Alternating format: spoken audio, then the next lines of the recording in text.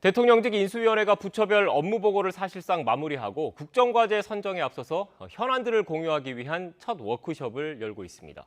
대통령과 당선인의 청와대 회동은 조만간 성사될 가능성도 제기되고 있습니다. 주요 전국 현안에 대해서 복귀왕 전 청와대 비서관, 신성범 전 새누리당 의원과 진단해 보겠습니다. 안녕하세요. 안녕하십니까? 네. 안녕하세요. 먼저 이른바 신구 권력 갈등이라고 언론에서 많이 표현이 되고 있는데 문재인 대통령과 윤석열 당선인이 아직 만나지 못하고 있습니다. 그 걸림돌 가운데 가장 크게 지금 거론되고 있는 게 인사권 문제, 임기 말 인사권 문제인데 또 이 가운데서도 감사원, 감사위원 문제가 걸려 있다 이런 언론 분석이 많은데 이 문제가 좀 해결되는 것 아니냐 이런 분석도 제기되고 있습니다. 어떻게 보십니까?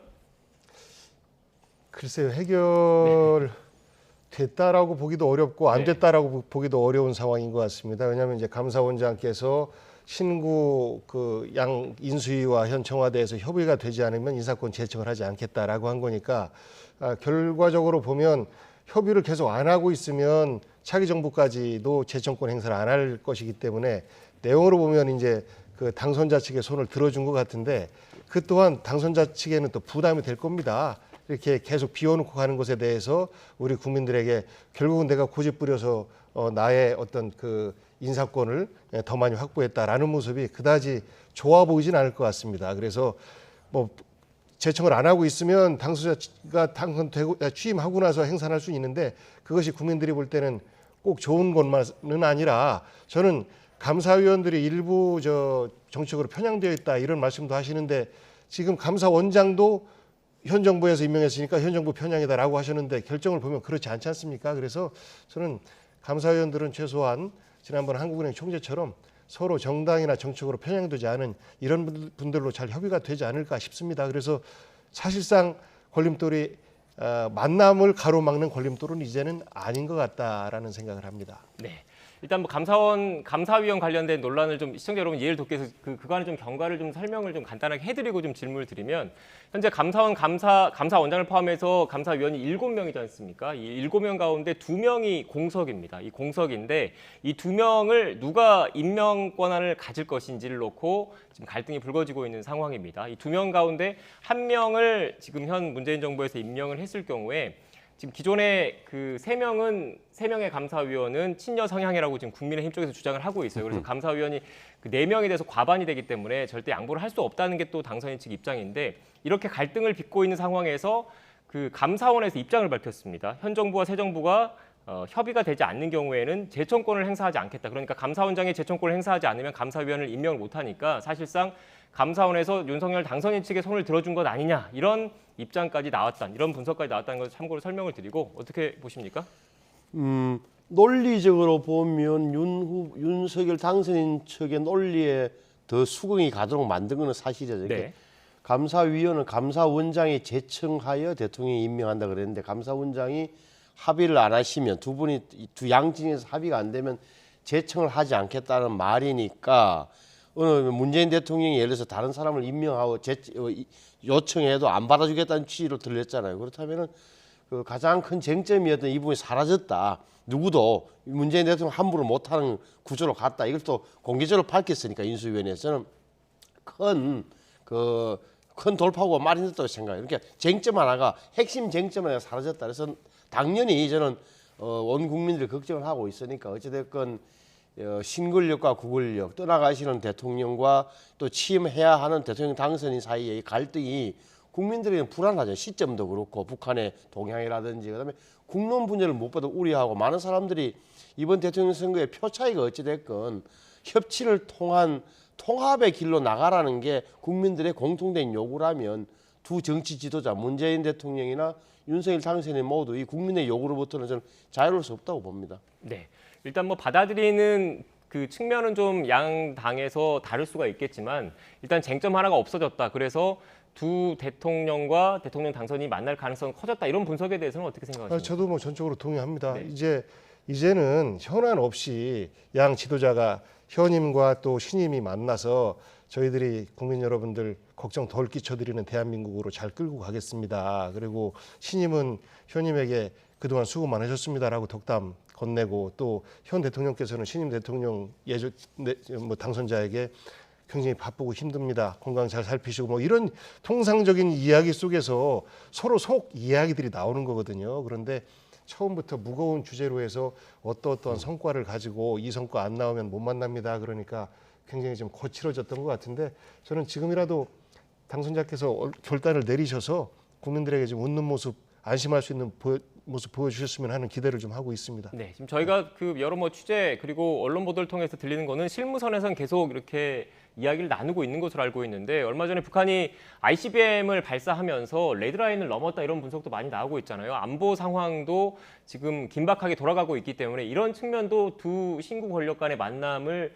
좀 더 앞당기게 되는 계기가 될 수 있다 이렇게 볼 수 있습니까? 아무래도 부담스럽겠죠. 지금 ICBM을 쐈고 이것에 대해서 정정과는 다르게 현 정부에서도 NSC 또 두 번 연이어서 개최를 하고 그리고 북한에 대해서 경고 메시지를 보내고 했었기 때문에 국민들께서도 걱정을 할 거예요. 그런데 이 급박한 시기에 그 당선자와의 회동조차도 안 되고 있는 것은 사실 문 대통령께도 부담이지만 당선자에게도 굉장히 큰 부담으로 작용을 해서 회동을 좀 더 앞당기는 효과로 작용할 수 있지 않을까라는 그런 생각을 좀 해봤습니다. 네. 그게 지금 북한 문제가 북한은 말이죠. 가만히 관찰해 보시면은 우리 대한민국의 정치 일정과 상관없이 자기들의 5개년 계획에 의거하여 자기 나름대로 국방력 강화 정책을 시간표대로 추진하고 있는 거예요. 그러니까 우리가 생각할 때는 우리 쪽에서 대통령 선거도 있고 대통령이 이렇게 교대기에 뭘 노린 거 있거든요. 제가 볼 때는 남한은 적어도 북한의 눈에는 그렇게 자기들이 뭐 고려할 대상이 별로 아니라고 보는 거고 제가 볼 때는 정확하게는 미국 워싱턴 DC의 바이든을 보고 있는 거예요. 그래서 그럼에도 불구하고 국민들이 볼 때는 완전히 미국, 러시아, 중국 수준의 무기 체계를 개발한 북한의 저 행태에 대해서 불안감을 느끼고 우리 정부가 뭐 어떻게 대응할지를 보고 있는 마당에 이게 당연히 두 분이 만나는 건 지극히 당연하고요. 또 하나 정치적으로 보더라도 문재인 대통령 입장에서도 전임 대통령 입장에서 떠나가신 입장에서 적어도 잘 업무 인수 인계하고 떠나갔다는 정치적 유산을 남겨야 되는 거고 윤석열 당선 입장에서도 5년 임기 시작도 아직 안 한 마당에 전임 대통령하고 이렇게 각을 세워서 정치적으로 보면 특히 6월 1일 지방선거를 앞두고 있는 마당에 그렇게 대치하는 게 좋지만 않아요. 저는 두 분 다, 두 진영 모두에게 정치적 부담이 되는 구조다라고 봐요. 네. 일단 뭐 새로운 정부가 출범을 앞두고 일련의 타임테이블을 놓고 보면 일단 당선인과 현직 대통령의 만남이 이루어지고 인수위가 꾸려진 다음에 주요 부처 업무 보고를 받고 그리고 나서 새 정부가 내각을 꾸리려면 국무위원들 재청권을 갖고 있는 국무총리를 먼저 선출을 해야 되는 거잖아요. 근데 국무총리는 또 국회에서 인사청문 대상이기 때문에 이 지금 국무총리, 새 정부의 첫 국무총리는 누가 될지에 대해서도 지금 여러 함화평이 무성합니다. 들으신 게 있습니까? 없습니다. 소문은 현재 뭐 안철수 인수위원장이 유력하지 않느냐 이런 말이 들리는데 여기에 대해 또 실세라고 이야기되는 권성동 의원이 욕심 너무 많은 거 아니냐 이렇게 또 견제구를 날리고 해서 그 국민의힘 내에서 어떻게 정리될지가 좀 국민들도 궁금할 것 같습니다. 네. 다만 인사청문회 과정에서 민주당에서 발목을 잡을 것이다라고들 이제 성급하게 예측을 하시는데 오히려 무리하게 발목을 잡다 보면 역풍을 만나서 국민들의 회추리를 피하기 어려울 것 같습니다. 그래서 참 어려운 선택이에요. 그런데도 불구하고 국민의 눈높이에서 현격하게 이 자격 미달의 부분이 나온다든지라고 할 때는 사실 뭐 선거와는 다르게 국회는 뭐 해보셨겠지만 매우 엄격한 그 잣대를 좀 들이대지 않습니까? 그래서 초창기에 인사청문회를 둘러싼 마찰은 불가피해 보이고 그것은 매번 뭐 정권 출범기 때마다 반복되었던 모습이라고 생각합니다. 네. 비서관님께서 좀 당혹스럽게 왜 민주당한테 들은 게 없냐고 물어보시는 그런 표정이셨는데 아니 뭐 네. 저도 그러니까 이 내밀한 부분에 대해서는 아마 윤석열 당선인 본인도 여러 사람의 평가와 이런 걸 들으면서 머릿속에서 정리를 해 나가는 단계일 겁니다. 왜 그러냐면 보십시오. 자, 어떤 사람은 정치인으로 가야 됩니다. 아닙니다. 뭐 관료 아주 경험 많은 업적이 증명된 관료로 가야 됩니다. 아닙니다. 기업인 출신으로 해야 됩니다. 뭐 경제인으로 해야 됩니다. 학자로 해 이런 얼마나 많은 이야기를 듣겠어요. 좁혀진 것은 결국은 안철수 현재 인수위원장 오늘 저 일부 언론 보다 보니까 한덕수 전 국무총리 이런 분 이름 나오더라고요. 또 심지어는 뭐 반기문 사무총장이까지 나오던데 윤석열 당선인의 내심은 모르겠으나 적어도 제가 보기에는 쓰임새에 따라서 경제와 관료 쪽으로 좁혀지면은 일부 언론에 보도되는 한덕수 씨 가능성도 높고, 아니면은 지금 정치적으로 본다면 안철수 위원장의 저런 부분, 정치적 약속과 국민의당과의 합당 이런 부분을 무시할 수 없다면 편하게 어떻게 보면 또 정해진 코스대로 안철수 위원장으로 갈 수 있다. 아마 윤석열 당선인도 아마 그냥 굉장히 많은 내부적으로 그런 뭐라 그럴까 이렇게 막 맞추고 있는 거다. 저는 그래 보이죠. 네. 일단 뭐 그 직장인들 사이에서는 이런 말들이 있잖아요. 인사라는 게 방이 붙기 전까지는 모른다 이런 말들이 있는데 결국은 최종 임명권자의 선택의 몫이고, 그리고 또 새 정부가 제대로 출범해서 원활하게 움직이려면 국무총리가 일단 그 임명이 돼야 되기 때문에 조만간 윤곽이 드러나지 않을까 싶고요. 다음 주제를 좀 한번 또 다뤄보겠습니다. 일단 그 현 정부와 차기 정부의 이런 갈등 가운데 또 하나가 대통령 집무실 이전 문제입니다. 이 집무실 이전과 관련해서 윤석열 당선인 측에서는 청와대에 절대 들어가는 일이 없다. 통이동 현재 당선인 집무실에서 근무한다라는 입장까지 밝힌 상황이고요. 안보 위기 상황이 발생했을 때는 이동식 지휘 차량을 이용하겠다 이런 계획까지 밝혔는데 관련해서 논란이 불거지고 있습니다. 녹취를 듣고 오겠습니다. 대통령께서 이동하시는 과정에 상황이 발생했을 때 이용하실 수가 있고, 지방에 어떤 그런 그 시차를 가셨을 때 그럴 때 이제 갑자기 상황이 벌어지면 다시 올 수가 없잖아요. 사저에서 쉬시다가 상황이 발생하면 국방부까지 오시기에 늦잖아요. 네. 그러면 그 차량을 위해서 NSC를 주관할 수 있는. 통이동 그 집무실에서 5분 거리에 가장 현대화되고 종합적인 위기관리 센터가 있는데, 이걸 쓰지 않고 비좁은 버스 안에서 위기관리를 하겠다. 이건 사실은 상식에도 어긋나고 더 나아가서는 크나큰 안보 공백을 초래하게 되는 아주 우려되는 사안이라고 보여집니다. 네, 비서관님 핵심은 이런 것인 것 같아요. 이동식 지휘 차량이라는 게 대통령이 뭐 지방에 간다든지 청와대에서 부재했을 경우에 말 그대로 비상시에 쓰는 정도로 만든 건데, 이걸 어떻게 보면 상시적으로 일정 기간 상시적으로 쓴다는 게 말이 되느냐, 이게 지금 민주당 입장의 핵심인 것 같더라고요.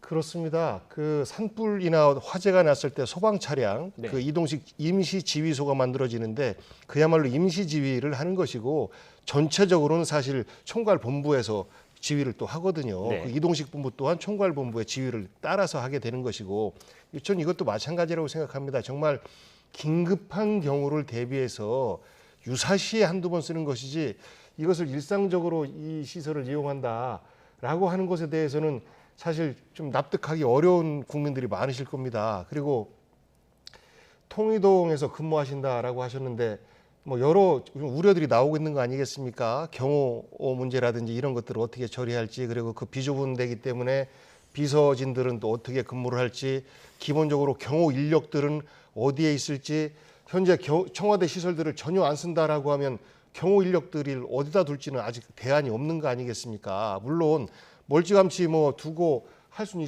있습니다만, 김종대 의원 얘기한 것처럼 아주 가까이에 그런 현대화된 시설들이 있는데 왜 기존에 있는 청와대에는 풀 한 포기 하나도 안 건드리려고 하는가, 전선 하나도 안 건드리려고 하는가, 이것에 대해서 사실 상식적으로 좀 납득하기가 어려워요. 그리고 이전하는 것에 대해서 우리 국민들이 반대하는 거 아니지 않습니까? 이전은 하시되 이것이 상식적으로 일반집 이사할 때도 시간이 필요한 것처럼 준비를 해서 여러 가지 우려되는 부분에 대한 부분을 좀 해결하고 그리고 가시라라는 주문인데, 이것을 반대로 이렇게 받아들이시니까 그런 답답함이 우리 국민들에게는 있을 것 같습니다. 네. 사실은 이제 지금 그 김용현이라는 저분이 이제 합참 작전본부장 예비역 장군 출신이잖아요. 그러니까 저분의 생각인지 아니면 윤석열 당선인의 굳은 의지인지는 저는 잘 모르겠어요. 사실 확인을 못 해봤는데, 어찌됐건 지금 복경 전에 말씀하신 대로 좀 어색한 상황은 맞는 거죠. 그러니까 임시로 또한 단기간에는 저렇게 쓰는 건 몰라요. 이렇게 지금 아무리 기술이 좋아져서 이제 그 차 안에 예를 들어서 뭐 위성전화도 돼 있고 뭐 도청 방지 장치 돼 있고 화상회의 시스템 돼 있을 텐데, 위급한 상황에서 대면 보고라든지 급속하게 뭐 진짜 긴박한 회의를 할 만한 용도로 장기적으로 사용할 수 있냐, 이 안정성 문제에 대해서는 의문이 드는 게 사실이란 말이에요. 그렇다면 우리 윤석열 당선인께서 청와대를 어쨌든 단절시키겠다. 적어도 청와대에 들어가면 사람이 바뀌고 그에 젖어들면 다시 한 번 더 발 빼고 나오기가 힘들다는 생각에서 단절을 강조하시고 의지를 100% 강조하는 건 좋은데 저렇게 너무 경직되게 말씀하시는 거는 별로 저는 조금은 좀 다시 생각할 지점이 있다. 저는 참모들의 보고를 다시 받아보고 판단해야 될 점이 있다고 봐요. 예를 들어서 청와대 위기관리센터라는 것도 흔히 하는 말로 굉장한 것처럼 느껴지지만 가본 사람들 이야기 들어보면 육군 군단급 벙커보다 못하다는 거거든요. 통신 시설은 잘 돼 있고 무슨 방호 시설은 잘 돼 있지만 시설은 그냥 못하다고 보는 거고 그렇다면은 합참을 간다든지 이런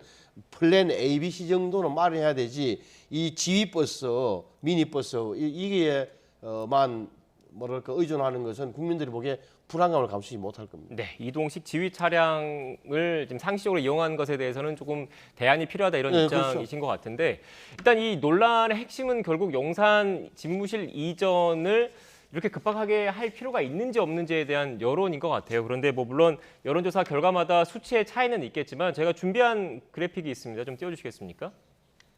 네, 보시는 것처럼 그 청와대를 유지하는 게 좋다, 용산으로 이전하는 게 좋다. 물론 여론조사 기간마다 좀 차이가 있긴 한데 상당수 여론조사 결과를 보면 좀 급박하게 하는 것보다 속도 조절해서 옮기는 게 어떻겠냐 이런 취지의 그 생각을 가지시는 국민분들도 많으신 것 같더라고요. 어떻게 보십니까? 저는 우리 국민들께서 상식적으로 판단하시는 거라고 봐요. 네. 그러니까 인수위 기간 취임 전까지는 이 일을 준비하는 것이고 자기의 본인의 당선자의 일을 시작하는 것은 이제 5월 10일부터인데 집무실 이전도 그때부터 추진을 해서 안정적으로 이사를 하는 것이 상식적인 것 아닌가라는 생각이 저 여론조사에 들어가 있다고 생각해요.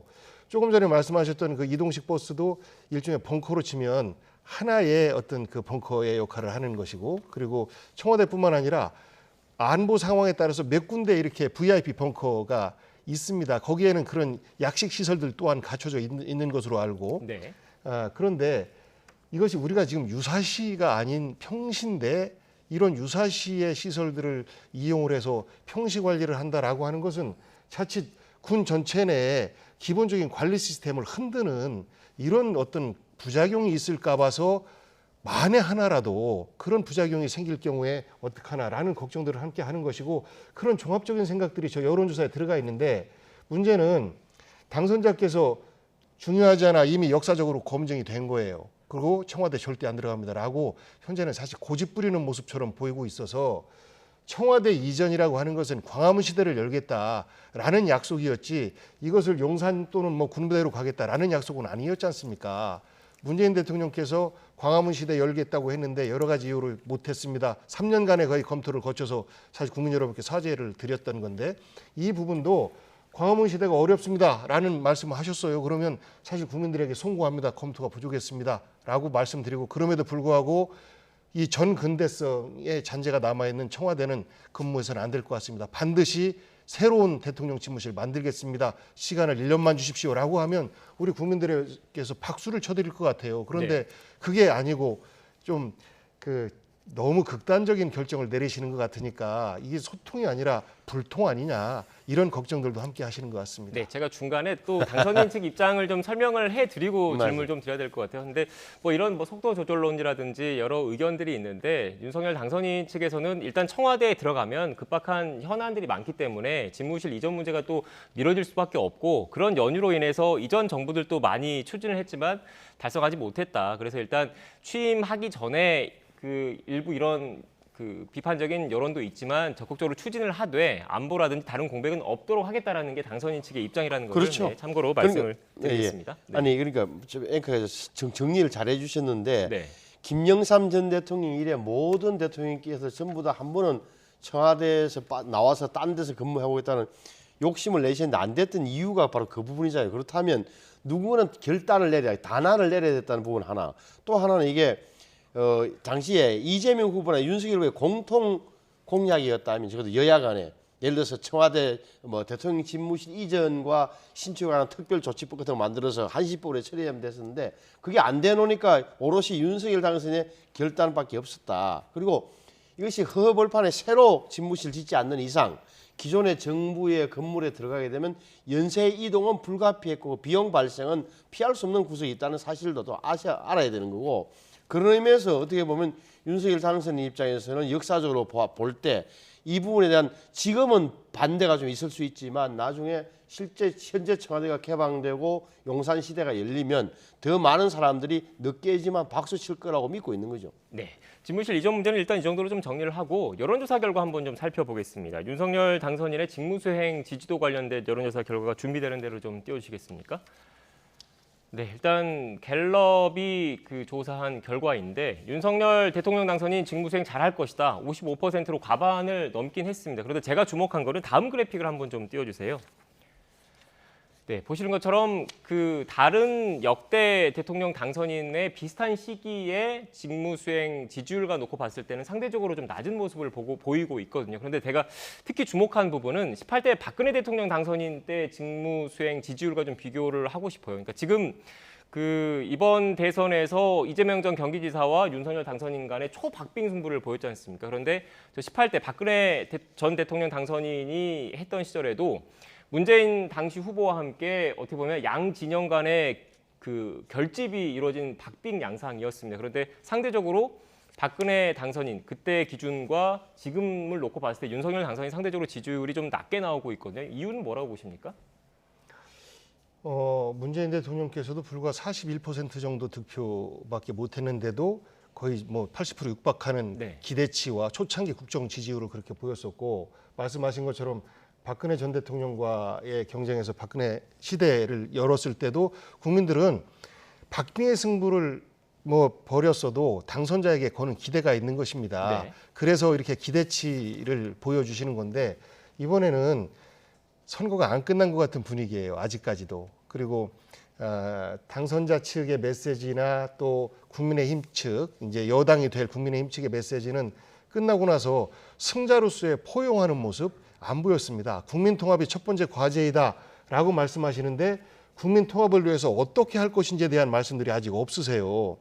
그러니까 예를 들어서 지난번 이제 국회의장 방문을 할 때 여야 국회에 다 있으니까 한 번씩 방문하시면 그 자체로 박수를 칠 건데 그런 메시지도 없었고 그리고 민주당을 향한 협치에 대한 어떤 그 협조 요청이나 이런 말씀도 좀 없었어요. 지금까지도. 그래서 국민들이 걱정하는 거죠. 선거는 끝났는데 왜 그러나?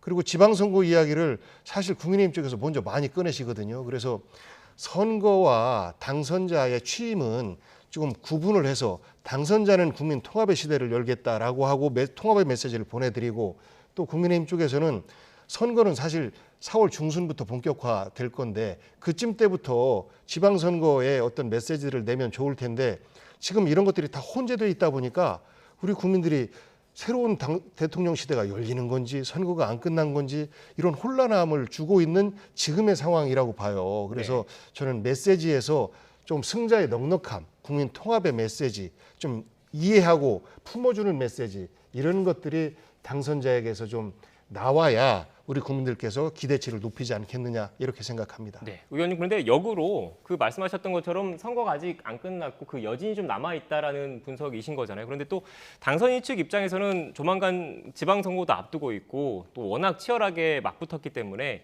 그것에 비해서는 상대적으로 그래도 지지율이 더 나온 것이다 이렇게 긍정적으로 평가를 할 수도 있을 것 같다 이런 분석도 있던데 어떻습니까? 그렇게 해석하기에는 너무 차이가 네. 많이 나서 많이 납니까? 네. 좀 그런데 제가 볼 때는 이게 뭐 5년 만에 정권이 교체되는 데 대한 다시 말해서 현 여권 민주당과 이재명 후보 지지자들의 방어 전선이 강하다는 걸 우리가 잊어서는 안 되는 거예요. 이른바 여권의 힘이라는 게 적어도 아직 안 빠지고 있는 거예요. 지금 박홍근 원내대표 당선되고 나서 문재인, 이재명을 꼭 지키겠습니다라는 말에서 나타나듯이 뭐라 그럴까 이게 좀 아직도 탄탄하게 진영을 갖추고 있는 거다. 그게 가장 큰 요소다. 물론 이제 그러면 그렇게 하면 이제 윤석열 당선인 측에서 왜 포용을 못하냐 하지만 아직은 그럴 타이밍은 아직 안 왔다. 또 하나는 특이하게 지금 5월 10일 날 취임식 하고 나서 3주 후에 21일 후에 6월 1일 지방선거가 있다는 부분이 지금의 민주당 지지자들로 하여금은 더 많은 희망을 갖고 한 번 더 2차전을 연장전을 준비하는 느낌을 가지게 하는 거예요. 이 대목이 저는 오히려 정치 현실로 인정할 수밖에 없다. 그리고 지금 윤석열 당선인은 오히려 이 지점에서는 좀 더 굉장히 살얼음을 걷는 듯한 조심스러운 태도로 5월 10일 이후에 국정을 정말 협치와 말한 대로 협치와 국민 통합을 위해서 노력하는 진정성을 보여주면서 이 수치를 좀 더 높여가는 이 노력을 하는 수밖에 없다고 저는 봐요. 네. 시간이 얼마 남지 않아서 마지막으로 이주대도 좀 다뤄볼게요. 그 법무부의 업무 보고를 인수위가 뭐 유예하는, 그러니까 당일날 이렇게 연기를 해버리는 초유의 일이 또 발생을 했습니다. 어떻게 보면 그 대통령 당선인 측의 공약을 그 법무부에서 제대로 이행하려는 의지가 안 보인다. 이게 좀 반영됐다라고 봐야 되는 겁니까? 어떻습니까? 그러니까 일종의 부처 군기잡기를 세게 한 것으로 보는데요. 그러니까 박범계 장관이 먼저 저 말씀을 나서서 해놓은 것이 한 것이 아니고 기자들이 질문을 했어요. 저 수사지휘권 폐지에 대해서 어떤 입장을 갖고 있느냐라고 물으니까 저는 그거에 대해서 반대 입장을 갖고 있습니다라고 얘기한 것은 어찌 보면 당연한 것이고 문재인 정부의 장관으로서 그런 입장도 내지 못한다라고 하는 것은 저는 조금 이상한 상황 아닌가 싶습니다. 그것을 마치 전체 법무부 전체가 업무 보고에서도 그렇게 얘기를 할 것처럼 이야기를 하면서 무례하다라고 하시는 말씀은 반대의 의견은 그런 표현조차도 못하는 건가, 정부 부처 내에서. 그렇게 됐을 때 오히려 인해장막 속에서 대통령의 독선, 청와대는 아니지만 대통령 비서실의 독선, 이런 것들이 더 앞으로 우려되는 부분 아닐까라고 저는 생각을 했어요. 그런 다양한 생각들을 들어가면서 본인의 정책, 새로운 정책들을 펼쳐나가야 되는데 우선 법무부하고 검찰하고 업무보고도 따로따로 받겠다라고 했지 않습니까? 이것도 초유의 일이거든요. 그러니까 그런 부분에서 사실 법무부에서는 사실 썩 달가운 마음은 아니었을 겁니다. 근데 거기에다가 기자의 질문에 말한 법무부 장관의 말에까지도 무리하다라고 말을 하니 사실 부처에서는 이제 말 한마디도 허투루 하기 어려운 이런 상황이 된 것 아닌가라고 생각합니다. 네. 지금 박범계 법무부 장관의 은행, 그다음에 민주당에서 말하는 검찰 개혁의 철저한 완수, 이 흐름이 왜 의미가 있냐면 제가 볼 때는 민주당이나 의원들이나 문재인 대통령이 전부 다 검찰에 대한 공포심을 지금 다시 가지게 되는 거예요. 왜냐하면은 뭔가 지금 아시는 대로 여러 가지 사건이 많았는데 일반 국민들이나 객관적인 제3자가 보기에는 친정부 성향 검찰 지휘부가 사건을 덮었거나 수사를 조금은 브레이크를 건 경우가 많다고 본단 말이에요. 이랬다면은 이 정부가 바뀌었기 때문에 검찰이 한 번 더 수사를 하거나 할 거다라는 대목이 있는 거고 여기에 대해서 민주당은 굉장하게 공포심을 갖고 대응을 하겠다는 거예요. 저는 근데 이 검찰 부분은 뭐 국민들이 보기에 좀 국민들의 심판전에서 맡겨놓는 게 좋다라고 봐요, 저는. 네, 알겠습니다. 일단 뭐 법무부 장관의 검찰총장에 대한 수사 지휘권 폐지 문제는 결국 법 개정 사항인 거잖아요. 그런데 현재 민주당이 절대 과반 의석을 갖고 있기 때문에 법 개정은 쉽지 않은 상황이고 이런 상황에서 대통령 당선인 측에서는 훈령이라도 좀 개정을 해서 수사 지휘권 실행 요건을 좀 엄격하게라도 좀 하겠다라는 입장이 지금 첨예하게 맞붙고 있는 상황이기 때문에 앞으로 이 부분은 또 어떻게 해결이 될지 좀 더 지켜봐야 할 것 같습니다. 네, 지금까지 주요 전국 현안에 대해서 복기왕 전 청와대 비서관, 신성범 전 새누리당 의원 두 분과 진단해봤습니다. 오늘 말씀 고맙습니다. 맞습니다.